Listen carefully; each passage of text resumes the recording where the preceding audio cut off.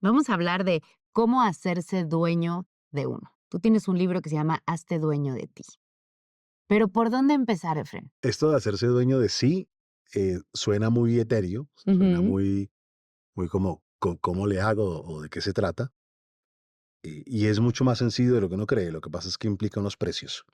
Y tal vez lo primero que hay que hacer es saber de qué se debe uno adueñar, Ujú. porque si uno no se conoce, pues no tiene ni la menor idea de qué aspectos de la vida de uno, de qué aspectos sombríos o de qué aspectos luminosos le pertenecen o son prestados. Así es que si tuviéramos que poner esto en pasos y en orden, lo primero que uno tiene que hacer es conocerse. Y cuando a alguien le dicen, ¿usted se conoce? Ese alguien dice, obvio, o sea, claro que me conozco, ¿no? Pero lo cierto es que no nos gusta ver aquellos aspectos que no nos dejan bien parados. Cuando la gente dice, yo me conozco perfectamente, está hablando de aquellos aspectos que son aceptables para su conciencia, Mm. no de aquellos aspectos que los dejan puestos en un lugar no tan, no tan bueno. Digamos que uno debe verse y debe aceptar lo visto, porque a veces uno llega hasta verse, es decir, uno sabe que le incomoda esto, que no le gusta tal cosa, pero la conciencia es capaz de cambiarle a uno el tema para que uno no llegue y acepte en profundidad cosas que lo hacen ver a uno mezquino o lo Mm. hacen sentir a uno ruin, ¿no? Ujú. Porque a veces uno dice, bueno, pero yo sí, como que soy un poquito egoísta Ujú, y ujú. ya, y lo deja ahí como que debajo del tapete, ¿no? Aceptar lo inaceptable es la tarea fundamental del autoconocimiento. Mm. No ver lo superficial, sino aceptar aquello que es difícil de aceptar. Ese es el foco fuerte. O sea, era el autoconocimiento, después ya que lo encuentras, el cambio, Tienes que bueno, enfrentarte. generar un cambio y eso implica dejar de huir de las experiencias difíciles y aprender a aceptar la vida tal y como es, a veces acompañado, a veces por tu propio esfuerzo. Pero cuando tú ya te conoces y te das cuenta que en realidad es que tienes ahí unos miedos, pues ahora sabes que nadie te los va a quitar y que es tu responsabilidad trabajar en ello. Por eso el sufrimiento del cambio adquiere un sentido. Ujú. El otro sufrimiento de no cambiar, para ti no tiene ningún sentido, pero además es culpa de los demás, Mm. ¿no? Claro. Entonces aquí tú eliges que vas a pagar un precio que puede que te duela, pero lo haces con gusto, porque tú sabes que es tu responsabilidad y que son tus miedos. Si tú tienes que convertirte en alguien que no le tiene miedo al rechazo, vas a tener que poner algunos límites, vas a tener que exponerte a las críticas y eso te va a doler, Ujú. eso te va a doler un montón, ¿no? Pero tú ya sabes que es tu responsabilidad porque no es culpa de otros. Mm. No es que, ay, estoy en un mundo terrible donde todo el mundo se burla de todo el mundo, es hasta que todos no cambien, yo no voy a, Claro. no, no, no, no, no. Si tú quieres romper tu miedo al desamor, tu dolor del desamor, pues tienes que mostrarte vulnerable, tienes que empezar a derrumbar creencias acerca que para que te amen te tienen que Que admirar. admirar, tienes que ser alguien que pueda empatizar y eso implica que te duelan las cosas. Mm. Tienes que ser alguien que te puedas vincular con los otros y eso puede que te duela. Si tú quieres vencer el miedo a la insuficiencia, tienes que enfrentar el error, el fracaso, la posibilidad de que tu imagen se afecte ante otros. Y eso te va a doler, ¿no? Pero cuando te conoces sabes que es un sufrimiento que puede tener sentido, porque vas a trascenderlo. Y definitivamente, si uno se enfrenta a esas cosas, hay un cambio. O sea, tú lo has visto toda tu vida en terapia y en, o sea, si alguien que tiene el miedo a la insuficiencia se expone o alguien, o sea, todos los ejemplos que acabas de decir, hace esos cambios, sí se transforma esa herida. O sea, Totalmente, totalmente. Hay muchas formas dentro de un proceso de cambio, pero siempre el dejar de huir de la experiencia dolorosa o el dejar de luchar contra aquellas cosas que te generan una experiencia de sufrimiento es el camino privilegiado. Evitar la experiencia de sufrimiento perpetúa y a veces agranda el mismo sufrimiento. Evitar el sufrimiento suena lógico.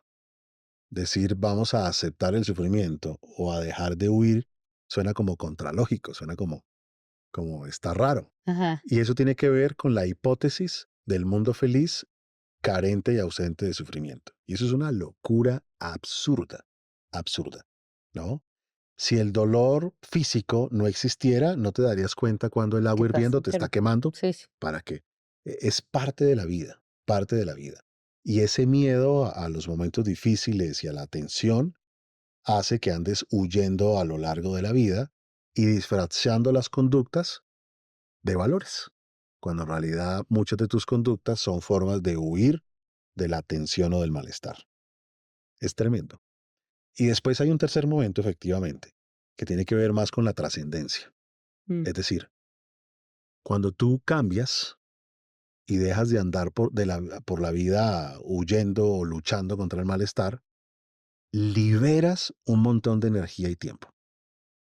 Piensa lo siguiente, si la mitad del día en tu oficina estás pendiente de si te aprueban, si te quieren, si te miran, si quedas bien, si quedas mal, ¿no? ujú. Y ahora cambias, ¿qué haces con ese tiempo y con esa energía que ahora te sobra? ¿No? Tienes que hacer algo con ello. Y ese hacer algo con ello es muy importante, Ujú. porque es lo que va a generar que este cambio se mantenga en el tiempo. Cuando tú cambias y tienes mucho tiempo libre y mucha energía, tienes que enfrentar que te parece muy raro moverte ahora en la vida de esa manera. Te parece extraño cuando tú cambias. Te parece extraño cómo reaccionas, te parece extraño cómo te mueves. Y con tanto tiempo y tanta energía, te da por devolverte. Mm, Por eso cuando uno cambia y ya no anda todo el tiempo buscando aprobación o evitando equivocarse, esa energía y ese tiempo tiene que encaminarlo hacia un propósito, hacia algo que dote tu vida de sentido. Si tú no haces eso, es más fácil que te devuelvas, que te y recaigas. si pierdes gente en el camino y cosas, porque seguramente cuando uno cambia, pues, se mueve todo, pues Casi siempre vas a perder algún interés o algún vínculo o algo, por supuesto, por supuesto. Y si todavía estás en la filosofía, que en la vida no se vale perder, que en la vida el sufrimiento no debe existir, pues no vas a asumir el riesgo de cambiar. Vas mm, a quedarte ahí, tratando de que tu tía de 85 años sea feliz, tratando de vivir la vida por otros, tratando de no incomodar a nadie mientras los demás son felices alcanzando sus cosas. Pero si tú decides dar ese salto y aceptar que el sufrimiento es parte de la vida, entonces vas a enfrentarlo. Lo que pasa es que estás acostumbrado por 30 años, 40 años ujú. a actuar de cierta manera y ahora cambias, pero no sabes cómo es que se vive la vida. Y ese es el tercer momento. ¿Hacia dónde voy a dirigir todo este tiempo y toda esta energía que he liberado? Uno a veces escucha todas estas cosas y uno dice, no, yo miro a otro lado mejor. Miren, hay gente que dice, yo me di cuenta de eso hace 20 años Ujú, y me hice el loco. Claro, ahora me infarté. O claro. claro, ahora tengo el colon destruido. O ahora tengo la espalda llena de contracturas muy mal. O estoy O ya solo, o llevo me 2 divorcios encima y en el segundo repetí lo mismo que en el primero, ¿no? o no me Eh, quieren en la casa, en el trabajo, en ningún lado. O sea, como a veces uno espera a perder cosas muy valiosas para uno decir, el factor común aquí soy yo. Vamos a parar un poquito la vida y a dedicarle tiempo a esto. y en resumen, o sea, todos siempre somos el factor común, o sea, al final, pues, siempre está en uno. Pues un porcentaje gigante. Es decir, si hay gente que te hace cosas difíciles, Sí, sí, claro. si hay gente que en medio de sus errores termina afectándote, pero el porcentaje más grande tiene que ver con uno, con las decisiones que uno toma, con la gente que uno decide tener al lado, con las heridas que uno mantiene abiertas y entonces te duele mucho más lo que hacen los demás, cuando podría dolerte, pero no fracturarte la vida.